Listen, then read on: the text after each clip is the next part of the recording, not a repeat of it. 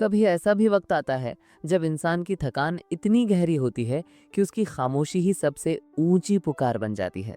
हर किसी के जीवन में वो पल आता है जब कोई हमें बार बार उकसाता है, नीचा दिखाने की कोशिश करता है या पुराने घावों को कुरेदता है, और हम खुद को संभालने के बजाय फट पड़ते हैं, गुस्से में, भावनाओं में, बेकाबू प्रतिक्रिया में।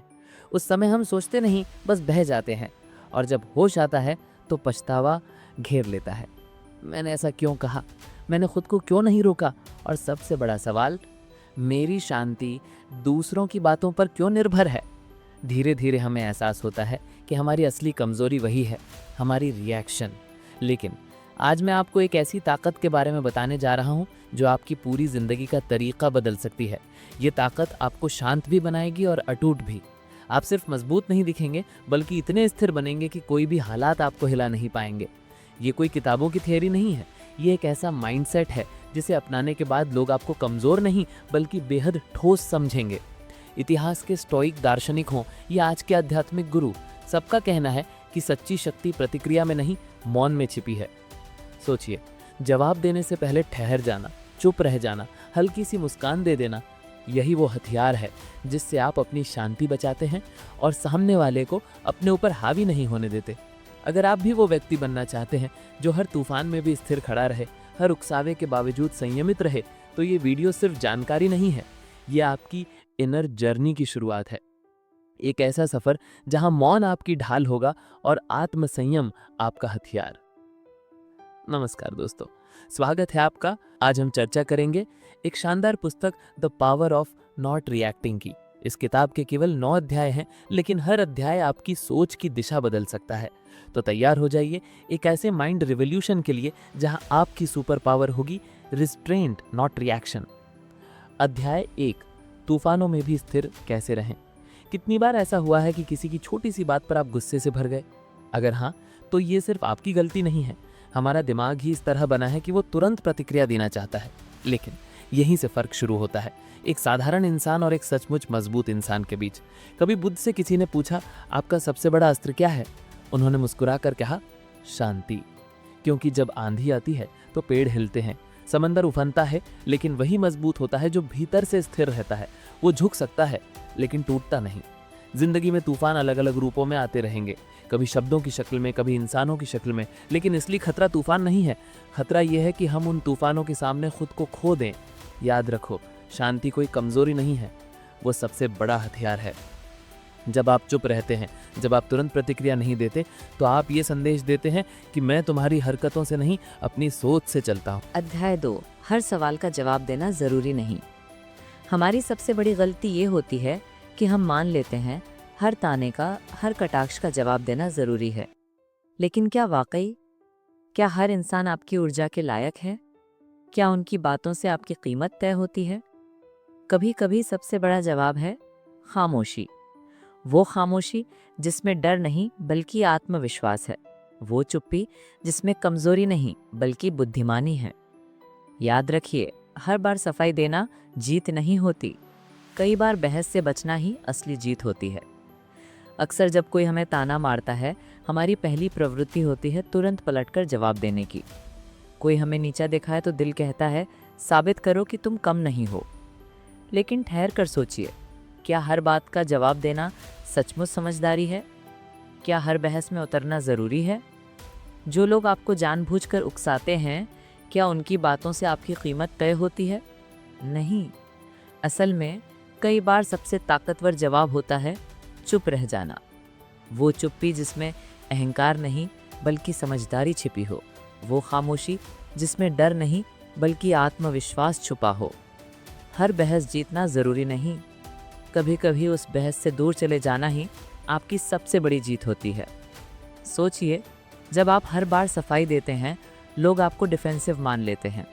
लेकिन जब आप मुस्कुराकर चुप रहते हैं, वही लोग सोचने पर मजबूर हो जाते हैं कि इसने जवाब क्यों नहीं दिया, और वहीं से आप सिचुएशन के असली मास्टर बन जाते हैं। कहानी याद आती है।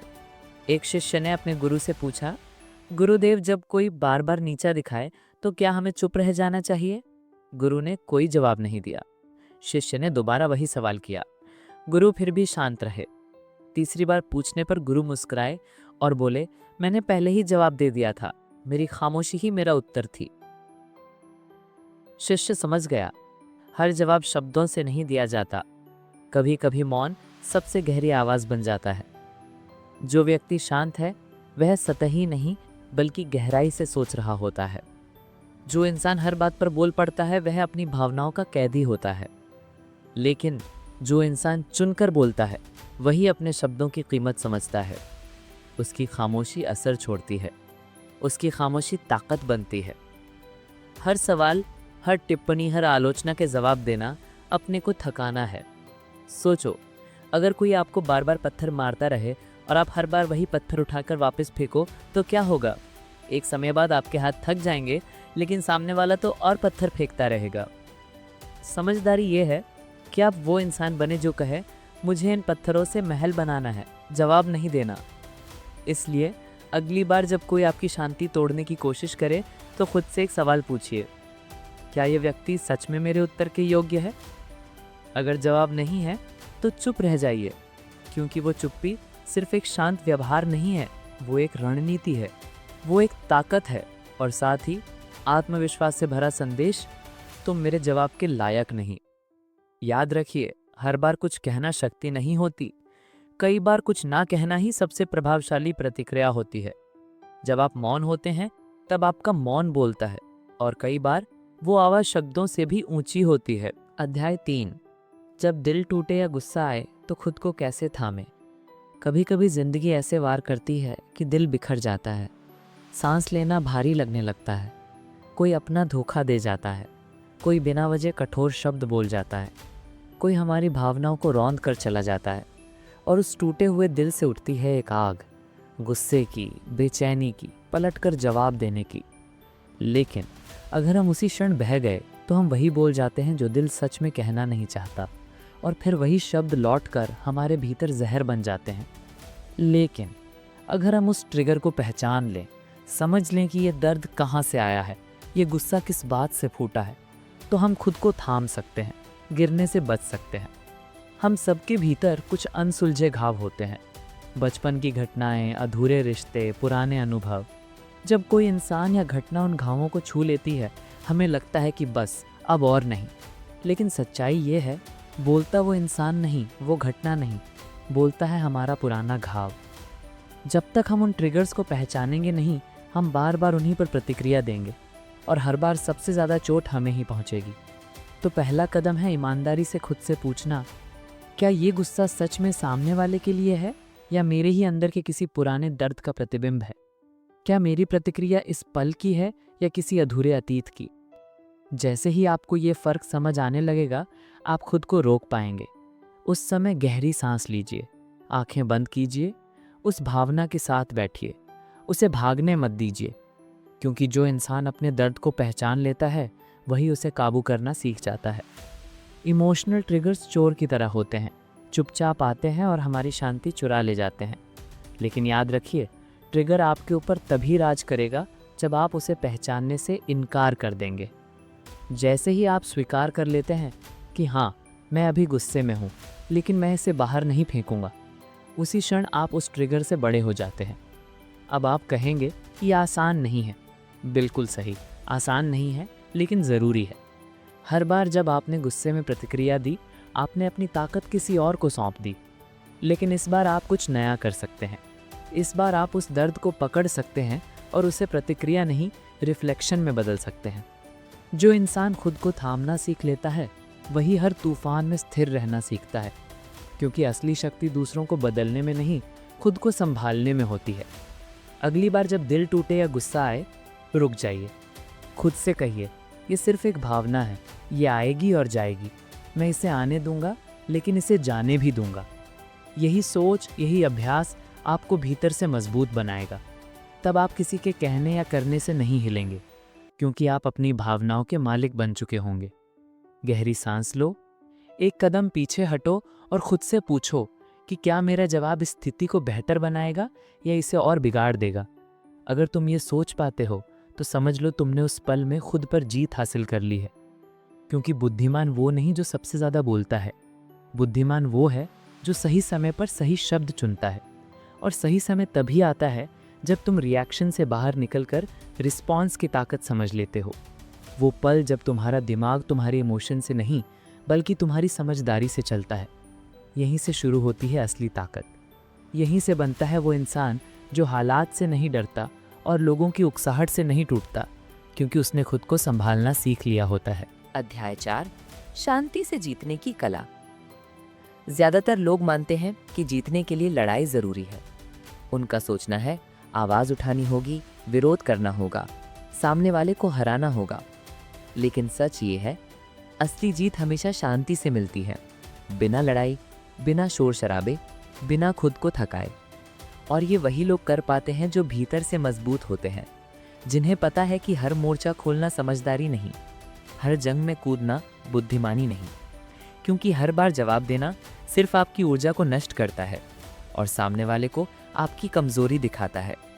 याद रखो, शांति कमजोरी नहीं, ये वो ताकत है जो तुम्हें अंदर से अडिग बनाती है। एक शांत इंसान को उकसाना आसान नहीं होता। वो दूसरों के शोर पर नहीं, अपनी समझ पर चलता है। उसने ये जान लिया होता है कि कुछ लड़ाइयां जीतने के लिए नहीं, समझने के लिए होती है। और कई बार सबसे बेहतर जवाब होता है बस मुस्कुराकर आगे बढ़ जाना। क्योंकि जब तुम किसी की नेगेटिविटी का जवाब नहीं देते तो तुम उसकी ताकत उससे छीन लेते हो। अगर कोई बार बार तुम्हें नीचा दिखाए और तुम हर बार गुस्से में आ जाओ तो तुम वही कर रहे हो जो वो चाहता है। लेकिन अगर तुम अपनी शांति बनाए रखते हो तो तुम अपने स्तर को बरकरार रखते हो, तुम उससे ऊपर उठ जाते हो और वहीं पर असली जीत मिलती है। लोग सोचते हैं कि जीतने के लिए सामने वाले को हराना जरूरी है, पर सच ये है कि जीत तब होती है जब तुम खुद को हारने नहीं देते। गांधी जी को ही देखो, उन्होंने कभी हथियार नहीं उठाया, कभी युद्ध नहीं किया, फिर भी उन्होंने एक साम्राज्य की नींव हिला दी। उनकी शांति, उनका संयम और उनका धैर्य ही उनकी सबसे बड़ी ताकत थी। उन्होंने दिखाया कि बिना लड़े भी जीता जा सकता है। बस शर्त यह है कि तुम भीतर से मजबूत रहो, क्योंकि असली लड़ाई बाहर की नहीं होती। सबसे कठिन जंग तो अंदर ही लड़ी जाती है, अपने गुस्से से, अपने अहंकार से, अपनी बेचैनी से। और जब तुम इनसे जीत जाते लो तो दुनिया की कोई ताकत तुम्हें नहीं गिरा सकती। हर इंसान को चुनना पड़ता है, क्या वो लड़कर जीतना चाहता है या शांत रहकर ऊंचा उठना। और जो लोग शांत रहना चुनते हैं वो लंबी रेस के खिलाड़ी बनते हैं, क्योंकि शांति से मिली जीत टिकाऊ होती है, स्थायी होती है और आत्मसम्मान से भरी होती है। इसलिए अगली बार जब कोई तुम्हें उकसाए, मत लड़ो, मुस्कुराओ और उसे उसकी ही नेगेटिव सोच में उलझने दो। यही ताकत है जो तुम्हें भीड़ से अलग बनाती है। क्योंकि लोग तो चिल्लाते हैं, बहस करते हैं, लेकिन जो इंसान चुप रहकर जीतता है वही दिलों में जगह बना लेता है। तो अब जीत की परिभाषा बदलो। अब से लड़ाई मत लड़ो, बस खुद को इतना शांत बना लो कि सामने वाला हार मानने पर मजबूर हो जाए, बिना तुम्हारे एक शब्द कहे। अध्याय 5, जब कोई तुम्हें उकसाए तो क्या करो। टॉक्सिक लोगों से निपटने की कला। कुछ लोग आपकी ज़िंदगी में सिर्फ एक ही मकसद से आते हैं, आपको भड़काने के लिए। वो आपकी कमज़ोर नसें पहचानते हैं, वहीं चोट करते हैं जहाँ से आप टूट जाओ। ये लोग बाहर से मीठे लग सकते हैं, लेकिन भीतर से जहरीले और खोखले होते हैं। इन्हें ही कहा जाता है टॉक्सिक लोग। इनसे निपटना आसान नहीं, क्योंकि ये सीधे हमला नहीं करते। ये धीरे धीरे आपके दिमाग को थकाते हैं और जैसे ही आप गुस्से में फट पड़ते हैं, उन्हें वही मिलता है जो वो चाहते हैं, आपका ध्यान, आपकी ऊर्जा और आपकी शांति। तो सवाल है, जब कोई आपको बार बार उकसाए तो आपको क्या करना चाहिए। सबसे पहले ये समझो, ये तुम्हारा इम्तिहान नहीं, ये तुम्हारे विकास का अवसर है। क्योंकि अगर तुम हर बार ऐसे लोगों के सामने खुद को साबित करने में लगोगे तो तुम उन्हीं की गेम खेलोगे। लेकिन अगर तुम शांति और समझदारी से खुद को थाम लोगे तो उनकी हर चाल बेकार हो जाएगी। टॉक्सिक लोगों से निपटने की 3 मुख्य कला। दूरी बनाओ, शारीरिक दूरी नहीं तो कम से कम मानसिक दूरी। तुम उन्हें रोक नहीं सकते, लेकिन उन्हें अपने भीतर प्रवेश करने से रोक सकते हो। उनके शब्दों को अपने दिल तक मत पहुंचने दो। रिएक्शन मत दो। याद रखो, वो सिर्फ तुमसे एक ही चीज़ चाहते हैं कि तुम गुस्से में आओ, फट पड़ो, उलझो। लेकिन जब तुम चुप रहते हो, मुस्कुराते हो और अपना ध्यान अपने लक्ष्य पर रखते हो तो तुम उन्हें अंधेरे में छोड़ देते हो, जहां वो अपनी ही नेगेटिविटी में घिर जाते हैं। खुद से सच बोलो, खुद से पूछो, क्या ये इंसान वाकई मेरी शांति के काबिल है? अगर जवाब नहीं है तो उसके लिए अपनी ऊर्जा क्यों बर्बाद करनी? जब तुम समझ जाते हो कि सामने वाला तुम्हारे स्तर का नहीं है तो उसे जवाब देना समय की बर्बादी लगता है। याद रखो, टॉक्सिक लोग तभी तक ताकतवर होते हैं जब तक तुम उन्हें अपनी ताकत दे रहे हो। जैसे ही तुम उन्हें नज़रअंदाज करना शुरू करते हो, उनकी शक्ति धीरे धीरे खत्म होने लगती है। तो अगली बार जब कोई तुम्हें उकसाए, अपने मन में कहो, ये मेरी परीक्षा है और मुझे पास होना है, बिना गुस्से के, बिना प्रतिक्रिया के। याद रखो, तुम्हारा गुस्सा उनकी जीत है, लेकिन तुम्हारी शांति तुम्हारी सबसे बड़ी विजय। इसलिए टॉक्सिक लोगों को हराने का सबसे आसान तरीका है उन्हें असरहीन बना दो। उनकी बातों को महत्व देना बंद करो और खुद को इतना मजबूत बना लो कि कोई भी जहर तुम्हारे भीतर उतर ही न पाए। यही वो हुनर है जो तुम्हें उन सबसे ऊपर खड़ा कर देता है जो खुद ऊंचा दिखने के लिए दूसरों को नीचे ढकेलते हैं। अध्याय 6। क्या शांत रहना कमजोरी है? नहीं, नॉट रिएक्टिंग हार नहीं, पावर है। दुनिया अक्सर चुप रहने को गलत पढ़ती है।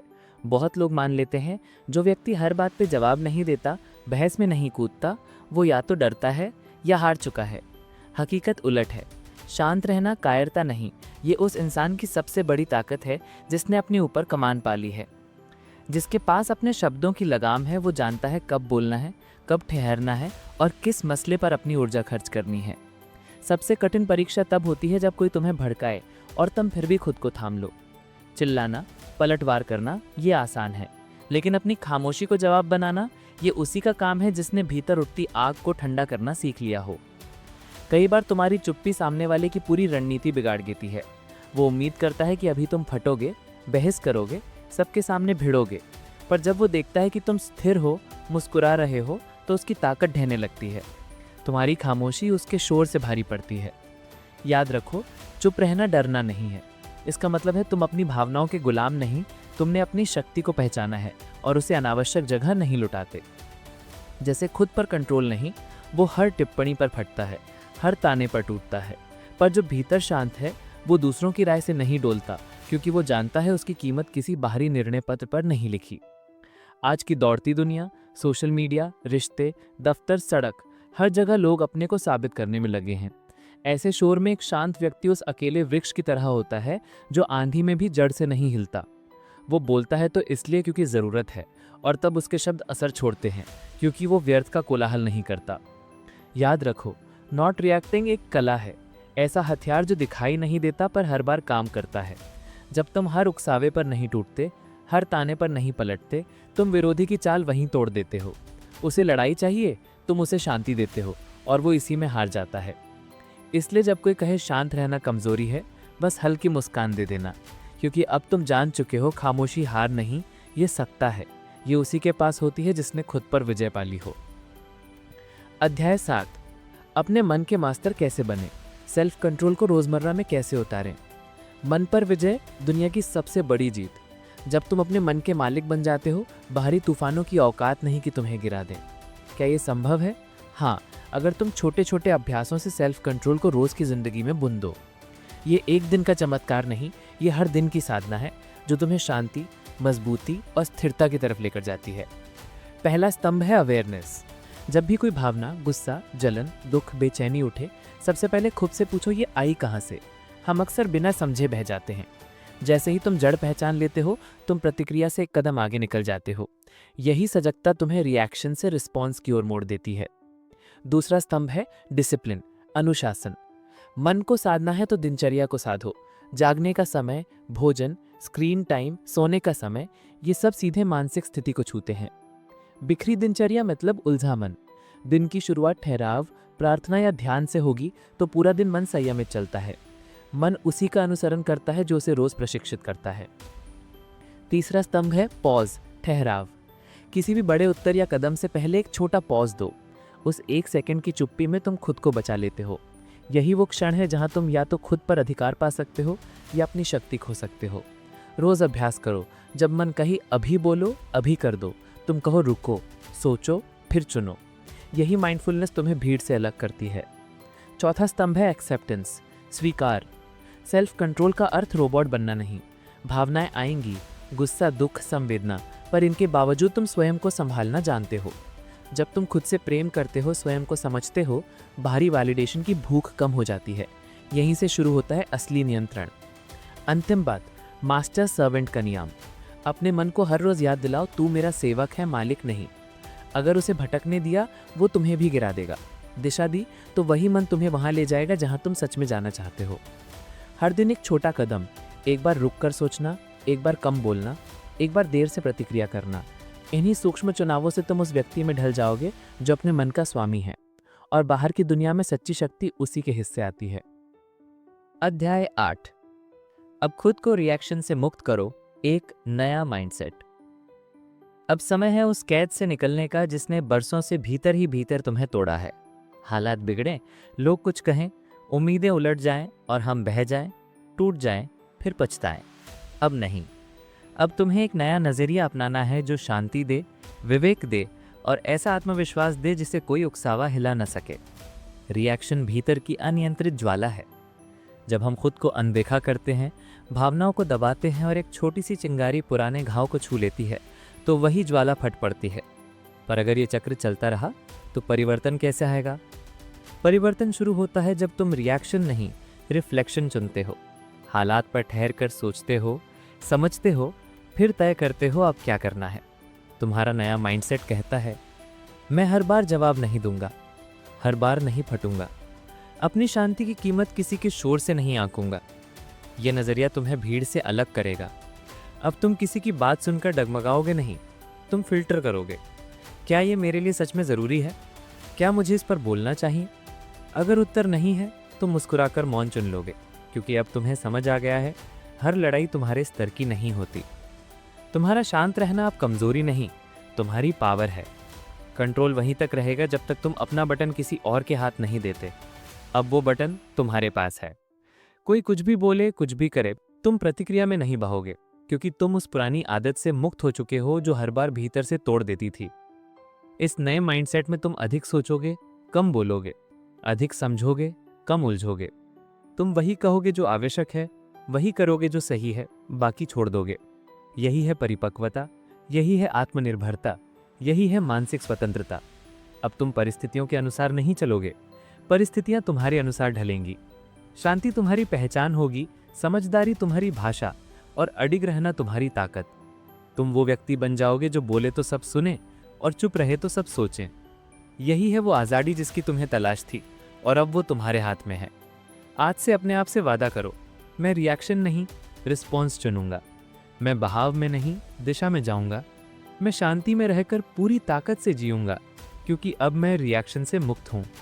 अगर इस वीडियो ने तुम्हारी सोच को ज़रा भी नया मोड़ दिया हो तो think with books YouTube channel को सब्सक्राइब करो, क्योंकि यहाँ हम सिर्फ किताबें नहीं पढ़ते, जिंदगी को नए नज़रिए से देखना सीखते हैं। और इस वीडियो को अपने दोस्तों परिवार के साथ ज़रूर साझा करो, क्योंकि शायद इसी पल किसी को शांति की ये सीख सबसे ज़्यादा ज़रूरत हो।